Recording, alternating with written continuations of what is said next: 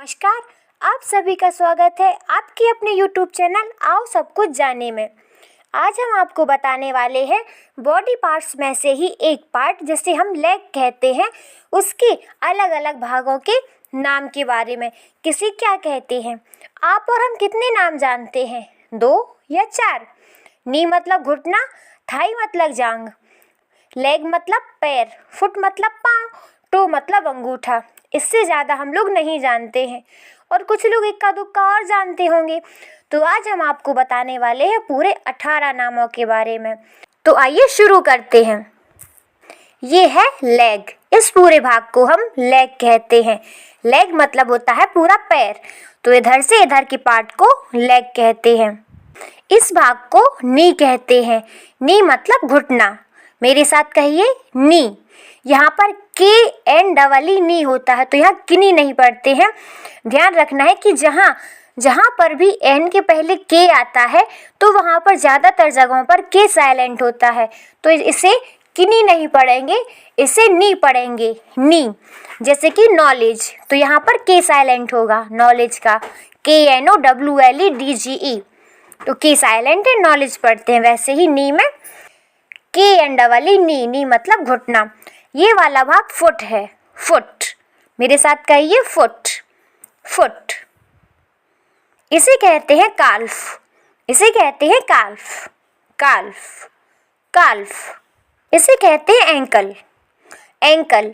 जो पैर में ये हड्डी जैसा होता है ना, उठा उठा भाग, जहाँ पायल पहनते हैं, उसे कहते हैं एंकल। इसीलिए आपको पता होगा पायल को भी इंग्लिश में एंकलेट कहते हैं, तो एंकलेट से याद रखना है एंकल। इसे कहते हैं ब्रिज। जो ये उठा हुआ भाग होता है उसे कहते हैं ब्रिज।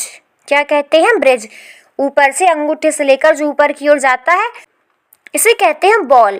जो अंगूठे के नीचे गोल गोल जैसा भाग होता है ना, उसे बॉल कहते हैं, बॉल, बॉल। इसे कहते हैं शिन, इसे कहते हैं शिन। नीचे वाले भाग को काफ, ऊपर वाले भाग को शिन, नीचे वाले भाग को काफ, ऊपर वाले भाग को शिन। इसे कहते हैं हील, हील, हील, हील मतलब एड़ी। इसे कहते हैं आर्क, आर्क। जो ये नीचे वाला भाग होता है ना, इसे कहते हैं आर्क। और नीचे से ऊपर तक के भाग को इंस्टेप, इंस्टेप, इंस्टेप। इसे कहते हैं थाई, थाई, THIGH। इसे थिग नहीं पढ़ते हैं, थाई पढ़ते हैं, थाई।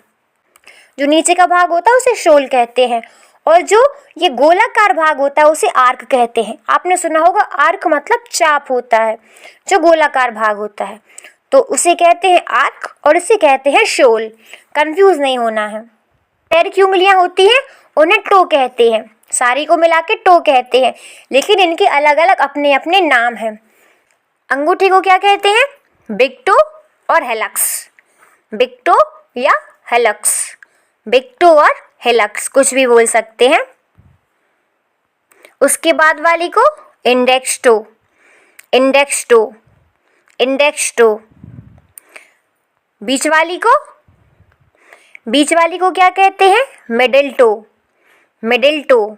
क्या कहते हैं? Middle toe. उसके बाद वाली को फोर्थ टो, फोर्थ टो। क्या कहते हैं? Fourth to.